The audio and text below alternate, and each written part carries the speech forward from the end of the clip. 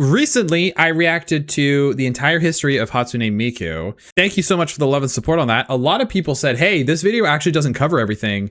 If you want to learn more and you really want to get a good idea of all the music and all the eras, whatever, watch this video. So let's lock in and check this out. This is the eras of Hatsune Miku explained. 2011, Nokia Theater, Los Angeles. No way this is gonna be for Hatsune Miku. There's no way. Mikunopolis What? would change the world forever. Look at all these people. Wait, are you serious for Vocaloid? Listen, I knew it was a big deal on the internet, but I guess this video is gonna probably go into, it's probably gonna go into like maybe some of the concerts and music and stuff. This is crazy. Did you know the Mi and MiHoYo is for Hatsune Miku? Are you serious? Is it actually? What? Video, I'll be covering the history, cultural impact, and music of Hatsune Miku. 2007 to 2024. I'll compile a list of her most iconic songs that in the end should give you an overview of how the scenes evolved throughout the years. Part 2 for us, for this channel. Oh my god, this is gonna be so interesting. In 2000 before Miku, Japan. You see, using computers to produce music had become common practice by this point, and Yamaha had created digital instruments of all kinds. Yes, okay, so I'm gonna fill this in with my knowledge. I'm gonna try and fill this video with the knowledge that I know. Back in the day, Yamaha obviously makes a bunch of keyboards, music, instruments, and whatever. And then they also came out with Vocaloids or something. I think they came out with the technology and then it was like, what, bought out by something else? I guess we're gonna find out, but that's my understanding of it so far. Except one, the human voice. Yes. The Vocaloid project was born. A music production software crazy. that allows the user to input lyrics and a melody to make a character sing like an instrument. That's cool. These characters, that's really fun. Voice banks as they're officially called, are created using the voices of real people. And in November of 2004, Yamaha, alongside Krypton Future Media, released the first Japanese vocal library, Meiko. Yes, we heard about Meiko. For them to release her male counterpart, Kaito. Right, and then we learned that Kaito did absolutely buns compared to the female ones. And then I went on a bit of a rant about female VTubers and male VTubers. We got to give male VTubers a chance, man. You know, they're working their asses out here and they're getting absolutely stomped on by female VTubers, man. I guess, obviously, they don't stand a chance, but, you know, it's got to be hard out there for male VTubers, bro. If any male VTubers out there, you're having a hard time, I believe in you. You can do it. Break the gender norm. Their initial sales were low. Vocaloid was still new technology, and honestly, it was kind of hard to use. However, this year did see the launch of Nico Nico Doga, which quickly became Japan's #1 video sharing website. It wasn't until 2007, August 31, that Hatsune Miku was released, alongside 01 under. Here's the problem. She wasn't cute enough. That's the thing. I find with a lot of these products that are like pushing like a persona or character, 90% of the time, if it's not doing well, you just got to make it look a little more anime and a little cuter. Boom, sales through the roof. It's really that simple.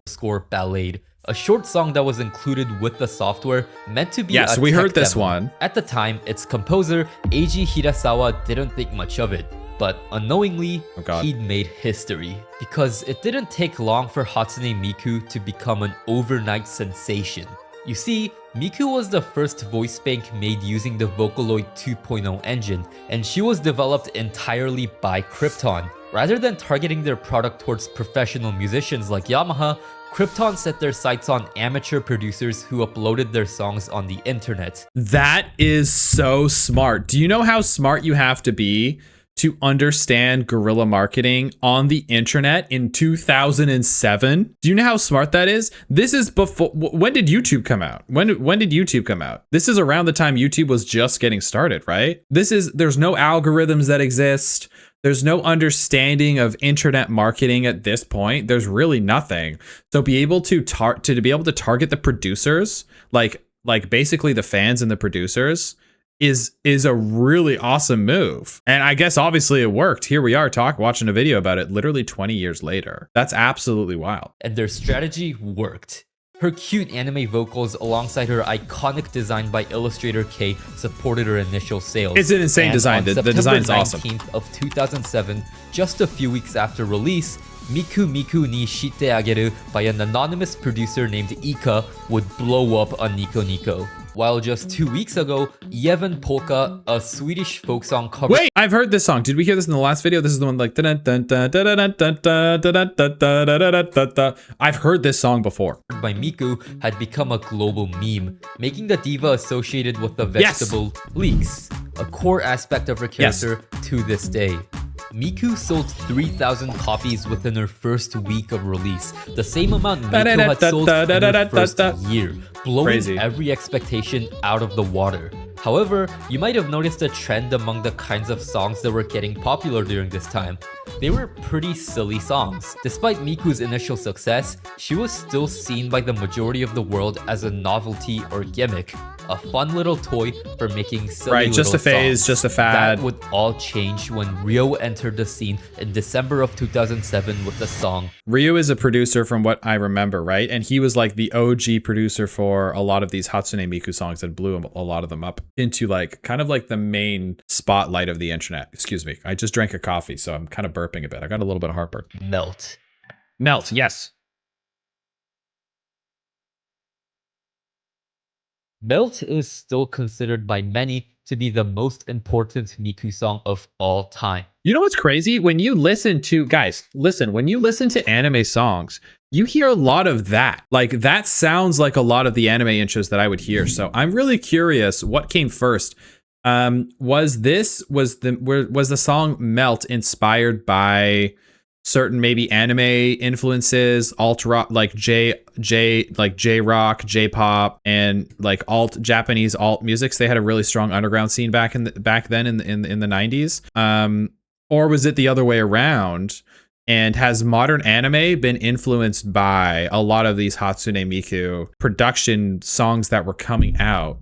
I'm sure it's a bit of both. That's what I love about art. Every art influences art, so I'm sure it's like more of a mash together. But anyway, the intro of this song really reminds me of some animes that are coming out like recently. And for good reason. The success of Melt opened the world up to the idea that Vocaloid could be a serious tool for musicians, inspiring an entire generation of future Vocaloid producers. Crazy. A path had been set for Hatsune Miku.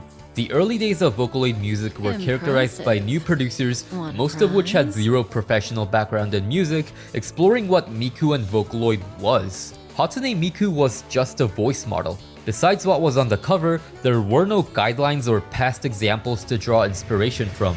They were shooting from the hip. Some trailblazers during this time were the Oster Project and KZ, with their breakout songs Vocaloid in Love and Packaged. These songs, along with Miku Miku ni Shite Ageru, were released within the first month of Miku's existence and set the early model for her personification. What they landed on was simple. Her name was Hatsune Miku. She loved singing and she loved you. Okay, so at this point, the culture and personality of Hatsune Miku is begun to be solidified. Really just because of the artwork and the kind of music that was coming out. It's almost like, to me, from what I'm understanding, Burp, thank you for subbing up, I appreciate you. From what I'm understanding, it does seem to be like the culture seemed to like influence her personality and even her design a little bit. We did see in the previous video that they implemented the leek as well, or whatever it is. It's technically a green onion in her design. It's like that iconic thing. But that came from the fans. I think that's one of the coolest things about Hatsune Miku that we're learning. It's a heavily collaborated project with the fans, which you don't see a lot. A lot of the time, these corporations are like, we know what's best for this character. We're going to do this. We're going to push this out. Oh, she needs red hair now. She needs red hair because statistically, we did a report and red hair is in. Red hair, new hotness, blue, old, and busted. And they would do that and then just ruin it, right? It's nice to see these companies actually like not only listening to their fans, but like interacting and like kind of like bouncing ideas off one another. It's kind of fun. And look, something really cool has come from it. Thus, a superstar was born. Other breakout songs during this era include Electric Angel by Yasuo and Hajimete no Oto by Malo. New producers made names for themselves. Who were doing these animations, by the way? These animations are so cool and so 2000 like PlayStation, GameCube era too. These are so awesome, dude. I love these old style of animation graphics. They're just like it's just an acid trip, dude. And Hatsune Miku was taking over the internet. And then one day, it all disappeared. You see, Miku had gotten so popular that major search engines like Google and Yahoo flagged the word Miku as spam, effectively deleting her from the internet. What? I didn't know about this. Quickly resolved, but the Hang on, we got to put the captions on. My bad. The captions have been off the whole time. Wait, a lot of people in the comments, you guys in the comments, incident became. A lot of you guys in the comments were saying, oh, you got to learn about the disappearance of Hatsune Miku. I guess this is what you're talking about. I didn't know about this. The first video did not cover this. Became a major event in Vocaloid history when Cosmo immortalized it in one of the most iconic Miku songs of all time, the disappearance of Hatsune Miku. Launching his career as a producer. In the real world though, Vocaloid's growing popularity only carried over into 2008. Two brand new voice banks, Kagamine... Wait, hang on. What happened? Did Hatsune Miku come back? We didn't really cover that. Where is she back now? Can you type in Hatsune Miku into Google and it appears? I think it does. Maybe we'll cover that later in the video. We kind of left that one off on a cliffhanger. Rin and Len were released by Krypton at the end of 2007 and became instant hits when Torabuta P made Kokoro, a song about the story of an immortal android girl and her creator. Kokoro wasn't the only song with a heavy narrative focus. Mothi's Daughter of Evil series, which would later become the Eviliest Chronicles, were a series of songs with interconnected stories that became hits during this era, also starring the new Vocaloids. Oh, he said it was quickly resolved. My bad, I missed that. Also, I find it's interesting how now that Hatsune Miku has had this explosive growth, now you can have these little spin-offs like these twins or whatever. Now that you've got this giant pillar of culture, you can sort of get away with the little less successful ones, because in the past, you know, they tried to spin up all these other Vocaloid characters in the past and they didn't work, but there's nothing for them to grab onto. Now with Hatsune Miku, it's almost like you've got like the TV show Friends. You can totally do a spin-off now because Friends is super popular. It makes sense. It's going to stick a little bit more because there's going to be, you know, even if 10% of people check out this new spin-off, that can still be financially viable. Back in the day, it was in the 2000s, like not everything was like hyper capitalistic like it is today. Obviously, we did have some issues back in the day, but you could get away with these little projects that not necessarily wouldn't pay off like fully. It's kind of sad. I'm just getting a little sad because you don't see much of that anymore. Need to release banger after banger with Love is War, Black Rock Shooter. Right, this was the video game or the World is Mine. Black Rock Shooter was the Black Rock Shooter, they turned into an anime, or did they turn into a video game? I don't remember. It was one of those in the previous video. Popular songs to this day. Rin and Len were quickly gaining popularity too, with solo bangers like Meltdown by Iroha. Ooh, these are bangers! And Butterfly on Your Right Shoulder by Nori P. Yeah! Kaito made a comeback from his initial lack of popularity with Cantarella, a duet with Miku by Kurousa P. Meanwhile, Lamas P kept the Vocaloid meme culture alive during this era with viral songs such as Popipo and Triple Baka. The latter featured Kasane Yes, we heard about these. A fake Vocaloid initially created by fans as an April Fool's joke, who was later turned into a real voice bank using the free software Utau, basically the free alternative to Vocaloid if you couldn't afford it, which, by technicality, makes Teto an Utaloid, not a Vocaloid. But I've always found the distinction to be silly, so she's gonna be included under the Vocaloid umbrella moving forward. I think that's Some other fair. notable Miku songs during this era were Saihate, Clover Club by Yu Yu, and of course, Romeo and Cinderella by Toriko. These sound like was absolute thriving by bangers, the end dude. of 2008. Miku had sold 40,000 units within her first year, while the Kagamine sold 20,000. At the start of 2009, Megurin Luca was released and had breakout songs like Double Lariat by Aguaniki P, Luca Luca Night Fever by the late Sam Free, and Just Be Friends by Dixie Flatline. The Krypton 6 were complete. The Krypton 6. That's how you know it's fucking... We're at anime level when you start having these groups that are like a handful of people and they have like a badass name. These are the Gigabanger. Yeah, no kidding. These are so cool. And it's all because of Hatsune Miku. they were able to like create like sort of like a group around her. How cool is this? This company crushed it, dude. The end of the decade neared, Vocaloid really felt like it was coming into its own. The community was leveling up in both music and video quality, but its popularity had only just begun. No way. Vocaloid was about to enter its golden age. But before that, a brief interlude. This video has no sponsors, and because of music, it will almost certainly be demonetized, meaning the roughly 2 months of work that went into this video will make $0. So if you want to support what I do and see more high quality long form content like this one, you can directly support me on my Patreon. I'll be setting up a Discord server for patrons soon, as well as some exclusive channel updates and progress reports on videos I'm working on. It's only $1 a month, and the money would go directly towards enabling me to make these videos long-term and full-time. Link in the description. Back to the video. Let's go. Good video so far, by the way. The early 2010s were an exciting time to be a Vocaloid fan for a number of reasons. To start, 2010 saw the rise of 3 new producers who would go on to define a whole new era. Leading the charge was Wawaka, who had already made the rounds in 2009 with Ura Omate Lovers, but on February 14th, 2010... Bro, where can I go to find these animations? I love these animations so much. They're so fun. This is so like, I haven't played Persona yet, but it feels so Persona coded, doesn't it? Wawaka became legend with Rolling Girl. Okay. Ooh. Not only was his music absolutely fire, he also included topics about bullying and depression in his lyrics, which resonated with his listeners. In July, Deco Nina blew up with Mosaic Roll, which featured the brand new Vocaloid Gumi. Deco was also she's pretty cool well as known hell by this too. point with songs like Aikotoba, but Mosaic Roll showed the world that voice banks outside the Krypton 6 could be popular too. Similarly to Wawaka, his songs had a band-like quality, making use of electric guitars with distortion, which was rare at this it's very point. rock bandy. And in August, Metroshika was released by a producer by the name of Hachi, but you might know him better as Kenshi Yonezu. Kenshi Yonezu. Whoa, wait a minute! Metroshika blew. Oh my god, this is an actual banger. Hang on, I'm gonna actually be listening to this after. Okay, hello, hope you're enjoying the video so far. I thank you for recommending this video. I'm sure some of you are watching this as a follow-up video. Thank you so much for recommending this as a second follow-up. I didn't know about all the bangers. This is a banger. Certified banger, okay? This is so cool. I love learning about new music and internet culture. So this is so cool. Blew up with his unique visuals, chaotic lyrics, and alt-rock sound, leading it to be heavily covered on Nico Nico by Utaitis. Basically the answer to the question, I love the artwork too. What would your favorite Vocaloid song sound like if it was sung by a real person? These 3 producers hit the Vocaloid community in 2010 like crack in the 80s. Not only did they get...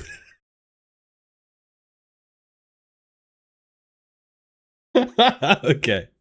That was out of pocket, bro. What? You did not say that. No way.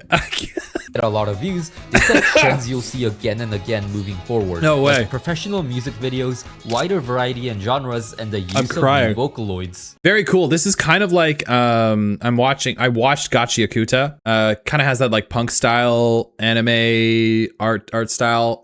Maybe kind of gorillas, not really gorillas, but like that kind of like alt punky grunge look to it is really cool. To top it all off, Miku had her first solo concert in history. Okay, here we go. 2010, March 9th, Miku Day.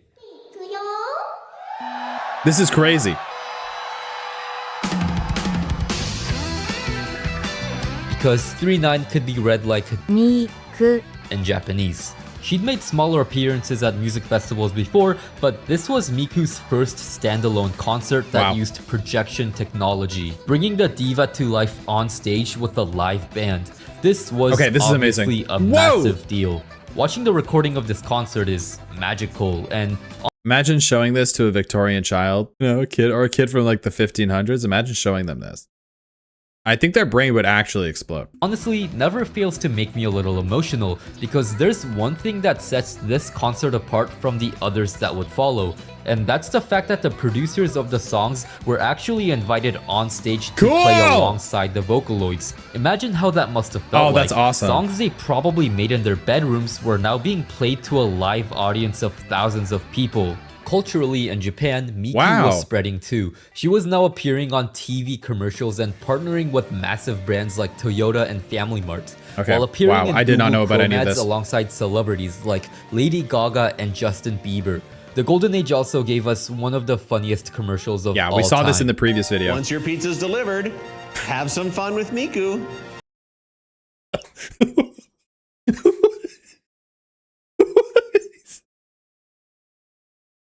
Why did he say it like that? All right, I gotta lock in. The second half of this is cracking me up. I gotta lock in, Ben. 2010 also saw the release of Project Diva, the first Vocaloid rhythm game put into Cool. arcades, Okay, so it's fully increasing popping off. Miku's It's exposure fully to the popping off general now. public. Miku was becoming inescapable, appearing on TV, video games, and in real life alike. Dude, I was alive during this time playing video games, by the way. I didn't see any of this. I was in my basement playing Halo 2. What was I doing in 2007? Yeah, I was in my basement playing Halo 2, maybe Halo 3, whenever this came. 2010. I was playing this in World of Warcraft. How did I not come across this at all? I'm like actually mind blown. It's like I fell through time and just like ships in the night, just barely missed it. You know, I'd go to bed, turn the TV off. I'm watching TV all day. Turn it off and a Hatsune Miku commercial comes on the second I turn it off. It's just like one of those weird golden thread coincidences.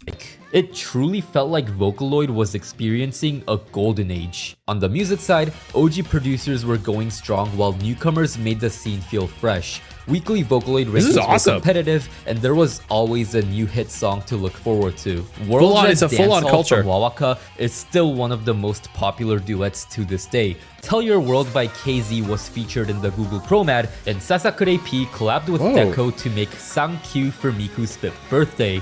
Besides the three pillars, the most notable producers to come out of this era were Pinocchio P with his unique tuning of Miku and fast lyrics, and Giga with his high-energy techno-pop songs. Cosmo made the intense voice of Hatsune Miku, which became an instant classic, while Lamas P released one of the most popular meme songs in Japan of all time, Fukireta featuring Teto, which was covered by hundreds of utaites on Nico Nico. What? This era also saw the release of new Vocaloid voice bank. He's mentioning also other culture and all other things in this, like internet forums and stuff that I have no clue and would probably be their own absolutely fascinating rabbit holes to go down. So if there's anything else interesting that's like adjacent to this and you're a Hatsune Miku fan, you're watching this video, hi, how's it going? And you want me to check out some more stuff? I'm into this. This is so cool. Show me the money. Send me some recommendations in the comments, please. I want to check out more. Thank you. Such as Gumi and Iya, popularized by producers like Kemu and Orange Star with 6 Trillion Years and a One Night Story, and Night Sky Patrol of Tomorrow, both viral songs. Circus P became the first Western producer bangers! to gain popularity in Japan, with his song Insanity in 2011, cementing Miku's overseas popularity, while in the same year, Jen debuted with a series of songs with interconnected stories called the Kagero Project. By the way, can I just say, these producers, just listening to the music, you can hear the music evolve over time and get better and better. These producers are genuinely so talented. I love playing these on Osu. Dude, I've never played Osu, but I could totally see Hatsune Miku and Osu doing collabs. Maybe they have done them in the past, but I feel like Osu and Hatsune Miku is literally a perfect collaboration. If they haven't done that yet, they need to get on it. Seriously, it would be perfect. They must have. Which would eventually Also, with Osu, I think you can just put in custom songs, right? And do it and make custom things anyway. So there's probably millions of that. I'm assuming it already exists. be adapted into a VN, manga, and even an anime in 2014. Whoa. Of course, these weren't the only ones. 40-meter piece Karakuri Piero, Rare Lily's Brain Fluid Explosion Girl, Wonderful Brain Fluid Explosion Girl sounds awesome. Almost as cool as Foot Shatter Zombie Man. Opportunities Remote Controller, Hachioji P's Weekender Girl, Maritu's Brain Revolution Girl, and Neru's Lost Ones Weeping are all classics to this day. I could go on, but my personal favorite, Michi M, also debuted in this era with Freely Tomorrow, proving to be one of the most talented new producers with his ability to make Miku sing like a real person. As for songs that went viral, Kikuo made one of... I was wondering about this because The Vocaloid voice obviously has like a certain aesthetic to it. It doesn't sound real. It sounds synthetic. So I was very curious about like down the road if people were going to make stuff that sounded like really human like. This is going to be really interesting. I think this is going to be super interesting. The most iconic songs to come out of the 21st century. 7 letters, 1 word. Aishite, aishite, aishite. Yeah! And Kurausa made one of the most popular Vocaloid songs of all time, Senbon Sakura. Okay, I've decided. We're gonna do a reaction video. I've decided. These are insane. I need to hear, I wish they were playing through all the way, obviously, but doesn't fit. Here's what we're gonna do. I want to do a reaction video of, let's say, the top 20 best songs, and we'll do a big reaction video reacting to all the Hatsune Miku songs. Like the biggest ones, because those ones were insane. I want to hear more of them. I don't care if the video gets demonetized. I don't care. I just think that would be a fantastic video. I think that'd be great entertainment for you guys. I think that would be so cool. So if you guys have a good recommendation of a video or something we can do, these sound top 100. I'm gonna be here forever.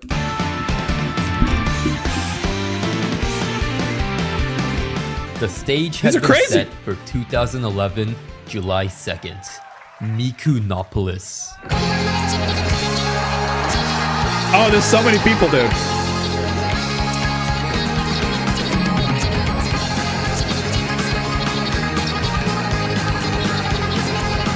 Oh, this is crazy. Miku singing in Mikunopolis to a sold-out crowd in the world's entertainment capital of Los Angeles cemented Miku as a global pop icon. This concert was legendary for so many reasons. Not only was the setlist absolutely insane, but it was the first time Miku performed in America. If you were here, you weren't just hearing Miku sing, you were part of history. Wow! And I don't think there will ever be a concert like it. By the end of 2012, Miku's internet popularity was reaching new heights when Miku Miku ni Shite Ageru became the first Vocaloid song to reach 10 million views on Nico Nico, a monumental accomplishment at the time, becoming the first song to be inducted into the Hall of Myths, the highest honor a Vocaloid song could achieve. Wow. The Miku century felt truly unstoppable. But of course, no good thing can last forever, and like everything else, the golden age eventually had to come to a stop. You see, after the absolute peak of the early to mid 2010s, Vocaloid no longer felt like the hot new thing. In the years to follow, multiple factors would contribute to the fizzling popularity of the former internet sensation. Thankfully not going out with a bang, but a long drawn-out period of indifference in the era called the Miku-pocalypse. What could have possibly happened here to have a name like Miku-pocalypse? That sounds like an atrocity was committed. But I don't know, maybe it's a very specific niche sound.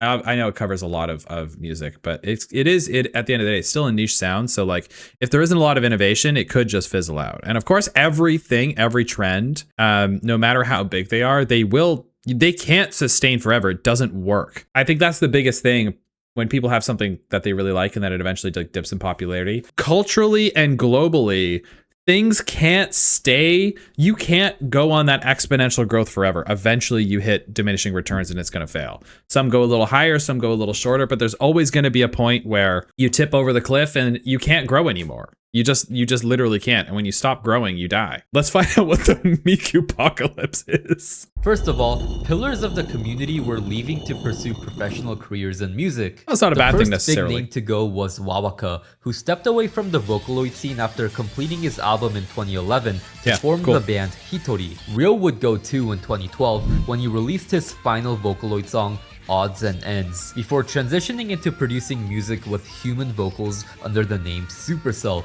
having already made the massively popular ending song of Bakemonogatari in 2009. I was legitimately gonna say, I feel like so many of these producers went off to do songs for anime. So many of them. They're already equipped for it. All they need to do is work with other people to, maybe get those connections. So that's really cool. Again, this isn't necessarily a bad thing.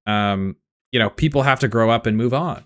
You know, it sucks, you know, that they were a pillar and they left, but you know, good for them. This is awesome. That's a really cool chapter of their life they'll probably remember forever. Hachi also stepped away from Vocaloid after releasing Donut Hole in 2013 to focus on his music career as Kenshi Yonezu, who I'm sure needs no introduction. Even Deco, famous for his work ethic and producing bangers at a consistent rate, only released 2 songs in 2015, compared to the 8 in the year prior. For a while, it seemed like our GOAT was washed. The release of Vocaloid V4 at the end of 2014 also dealt a massive blow to community morale when the new engine lacked support for less popular voice banks. This meant smaller producers who built their entire discographies around niche Vocaloids were pretty much screwed over. You cut him out at the ankles! Unbelievable! I was just gassing this company up, calling them geniuses, and then and then you stabbed the little guys in the back. I'm pissed. That's not fair. That really sucks, actually, because like these are the niche communities that are holding up like the little side stuff. You know, this stuff is important, man. Leading many to quit. It certainly didn't help that the rising popularity of YouTube in Japan was leading traffic away from Nico Nico, YouTube the killed it of Vocaloid culture. But most of all, people were simply losing interest. Vocaloid had lost its novelty, and the internet moved on to other interests, leaving only a small group of dedicated fans to keep the community alive. What could have possibly happened around that era that people were moving on to? What was like the big trend? When is this? 2013, 2014, 2011? What was going on the internet around there that was so crazy? Maybe like, what was happening? Smosh?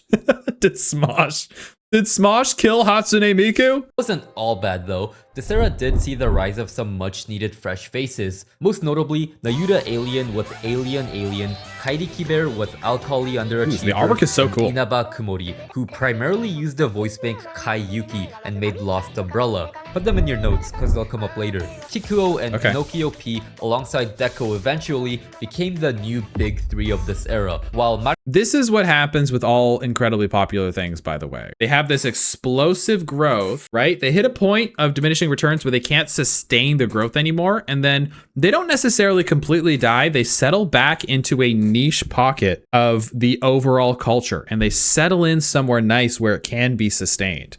And then this is where you have creators who aren't as popular as it was in the golden era, but they still exist in this space, you know, and then something else pops up and explodes, and then it dies down a little bit, and then it gets sat right next to Hatsune Miku, and it all coexists.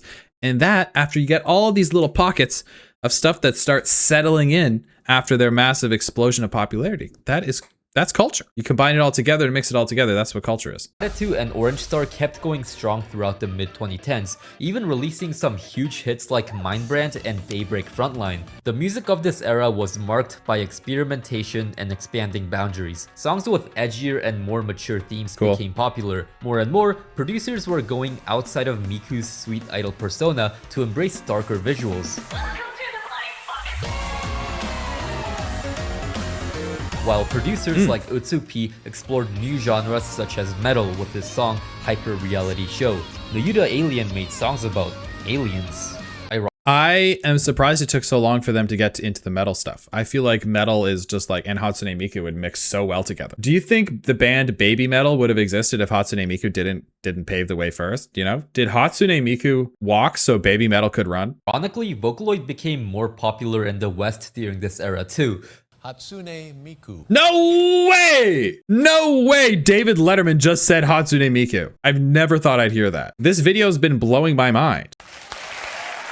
There were new Western producers like Ghost and Creep P, and even mainstream musicians like Porter Robinson used Vocaloid in his music. Crusher P made Echo in 2014, Did he really? Which is still the most viewed English Vocaloid song to this day. Anna Managuchi released Miku, which quickly became a staple intro song in many concerts. Speaking of celebrities, massive J-pop artists today like Eve, Nabuna from Yorushika, and Ayase from YOASOBI all got their starts as indie Vocaloid producers during this era. 2015 also marked the beginning of a classic song being inducted into the Hall of Myth every year, starting with Melt, then Senbon Zakura, Metroshika, Mosaic Roll, and World's End Dance Hall.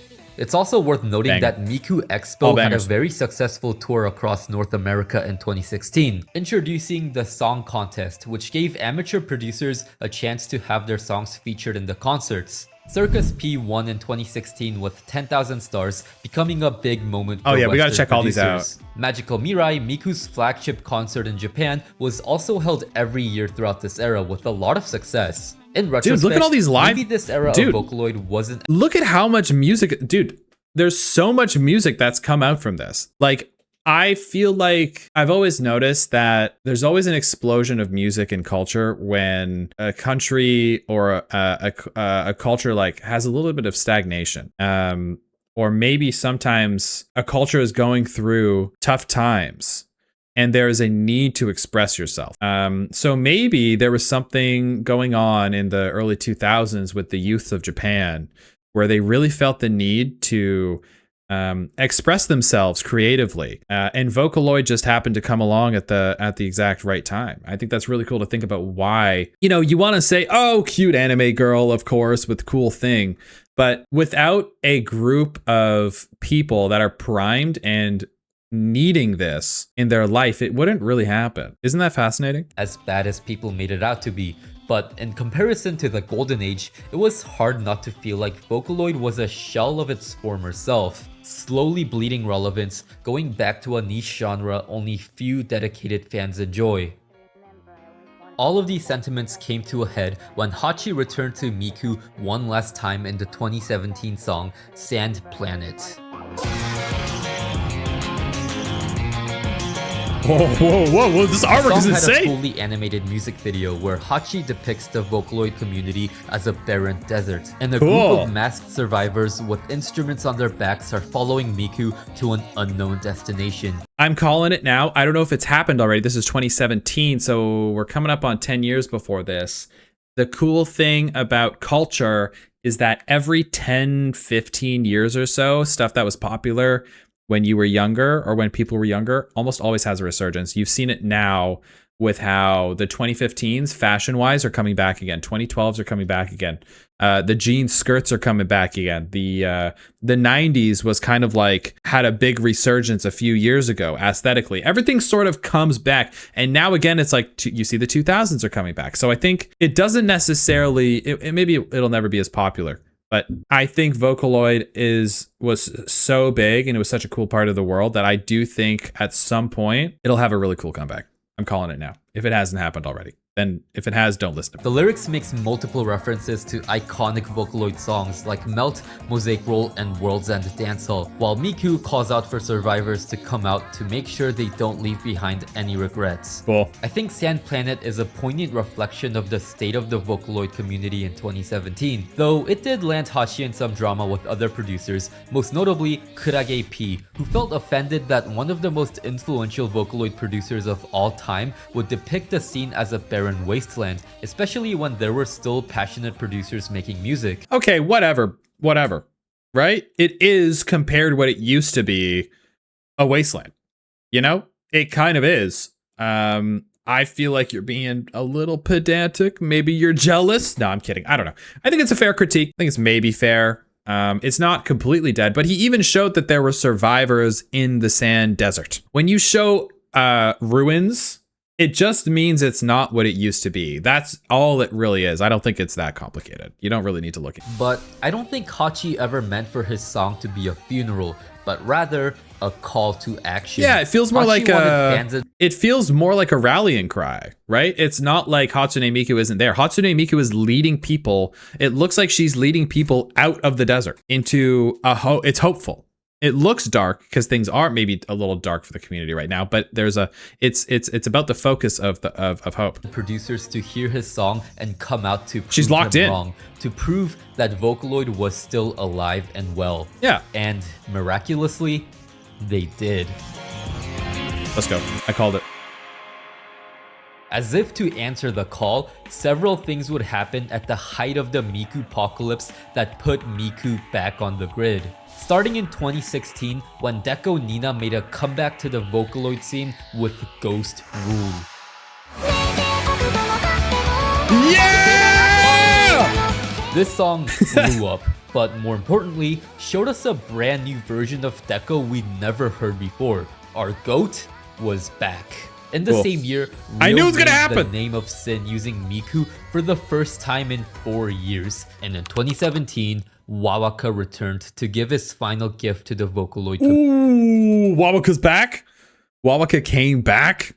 Oh, this is gonna be crazy. community, Unknown Mother Goose, before his tragic passing in 2019. Oh my god.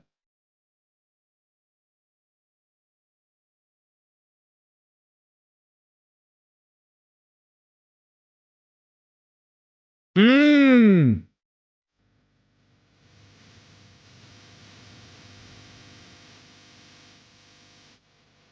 Wait. Another banger. I've never heard this before in my life. Dude. Thank you, Wawaka. Your song saved and inspired thousands.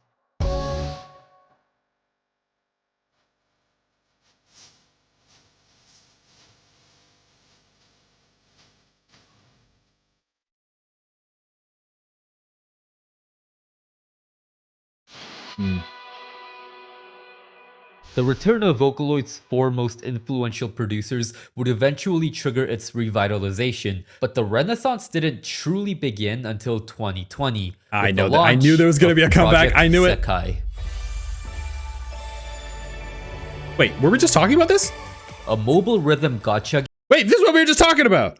game and the spiritual successor of the Project Diva series. Though receptions on the actual game are mixed, its launch brought several OG producers out of retirement to write Cool. original songs for the game, bringing in new and old fans alike, breathing new life into the Vocaloid community with the power of gambling. But the renaissance had only just begun. 2020 and the pandemic saw a shift in popular culture in general. Yep. Anime was becoming more mainstream. I hate to say it, COVID may have ruined anime. I've been sitting on this for a while and processing it. I think COVID ruined anime. Okay? Anime is in a great spot. I will say anime is in a fantastic spot. There's some absolutely incredible shows coming out constantly. However, it brought it into the mainstream, all right? Suddenly, it's cool to like anime. It's never been cool. It's never been cool, okay? I've told you guys, I'm in my 30s now. It's never been cool to like anime. When I was growing up, you could not say you liked anime. Now it's super mainstream. It's really great. Obviously, at the end of the, I guess I'm being overly negative. It's great at the end of the day. I think it's more socially acceptable to talk about. More people are watching anime, which means more money is going towards studios. People are making, you can make more fantastic animes. I'm watching Witch Hat Atelier right now. It is so goddamn good. It's one of my favorite animes of all time. I don't know. There's something about it when something gets popular, there's just always like just a worst part of humanity comes out, bro. Being bullied for watching anime now, dude. I got bullied for liking anime too. And then I hit puberty and I literally doubled in size and weight, and I was a foot taller than everyone else. I hit puberty a year before everyone else. I had a beard in grade 6 or 7 or whatever, like a little wispy beard. And I was huge. I was tall.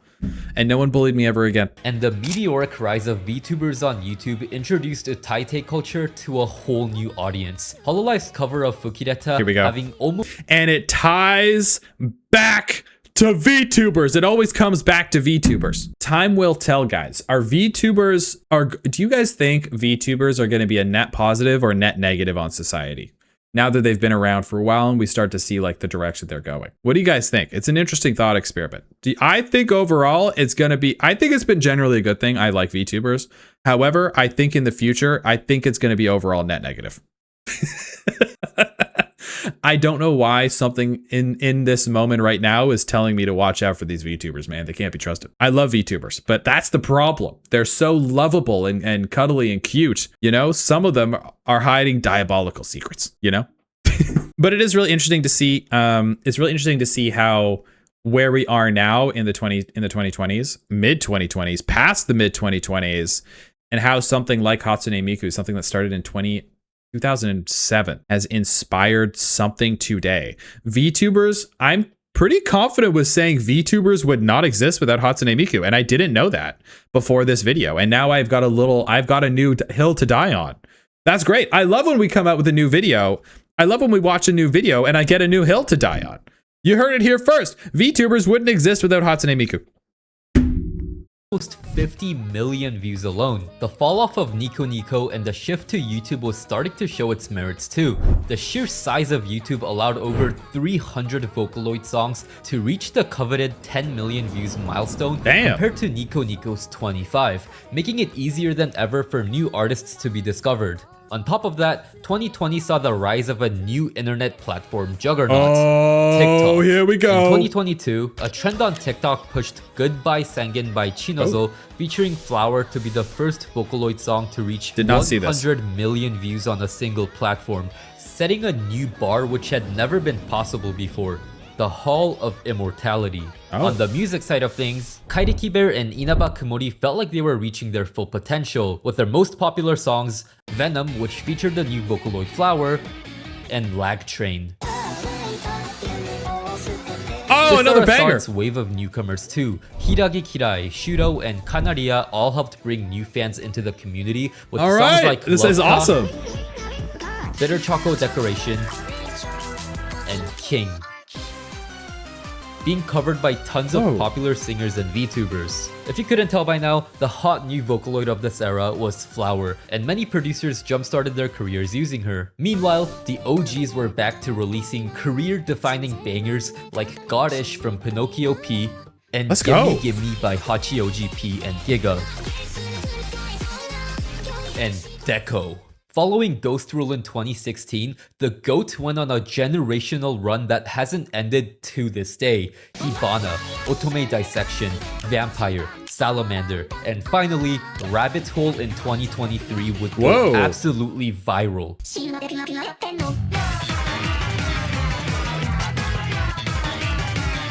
Yeah! This mix of new and OG producers consistently releasing hit songs. This is what I was hoping for. I told you with something as cool as Hatsune Miku, it's gonna have a resurgence. I always feel like when something cool happens in the culture and it kind of dies out and really doesn't hit its full potential, it will always come back. The fans will always bring it back because now the fans are adults and they have adult money and they will spend adult money to support the things that they care about. Because you couldn't do that when you were a kid. You could listen to stuff, but that's it. You couldn't spend any money because you're broke. You're a broke bum. As a kid, you're a broke bum kid. Brought back that feeling of being a Vocaloid fan during the golden age. The feeling was only amplified by Project Voltage in 2023, a collaboration between Hatsune Miku and the biggest video game franchise in the world. Not only did this bring your favorite producers together to make Pokemon-themed songs, it also started a massive art trend on Twitter, with artists drawing fan art of the different types of Mikus as well as imagining their own. This coupled with the Brazilian Miku trend in I saw that. I saw this one. I saw this one. I saw this one, and I think this, finally, after 20 years of ships in the night missing Hatsune Miku, I'm almost certain this was the first time I was exposed to Hatsune Miku. And it was like in the past few years. I think this is what it was because I remember seeing this on Twitter. In 2024 helped Miku return to the public eye. And I thought she was a VTuber because by the time I heard about Hatsune Miku in 2024, VTubers were a thing. So I was just like, oh, she's just like the world's most popular VTuber. That's what I thought. And now, here we go, guys. We've come full circle. The full circle of understanding. The loop is closed. I get it now. This has been amazing. It was a great year for Miku. With the end of the lockdown, she returned to tour the world in Miku Expo 2024, which had some controversy due to the use of LED screens instead of holograms, but the sold-out tickets were physical proof that Vocaloid was back. The winner of this Expo's song contest was Magical Cure Love Shot by Sawtone, which felt like a blast to the past of classic Vocaloid Denpa songs. Yes, the boomers yearn for nostalgia. And that's the thing. When you hit a certain age, this group of people now, this is 20 years later. This is 15 to 18 years later now. These people that were in this community as children are now adults and they want to feel like kids again. So of course they're going to start to look into and be interested in the stuff that, when they were kids. It's the same thing. The same thing I go through, everyone goes through when you get a little bit older. You want to feel like a kid again. And so that's why it's like culture always comes back in these like 15-year cycles. It's really, I'm piecing it together right now. It's people wanting to feel nostalgic again for their childhood. Even if the trends were atrocious, like 2012 fashion in the West. It was really bad. I don't want to talk about it. Miku Miku Beam. Oh, I heard this too! 2024 was also the year of viral songs. In April, Crusher P entered the Hall of Immortality when Echo hit 100 million views. In July, Shinamota's Young Girl A became the third immortal song. Wait, this song is this is a Vocaloid song?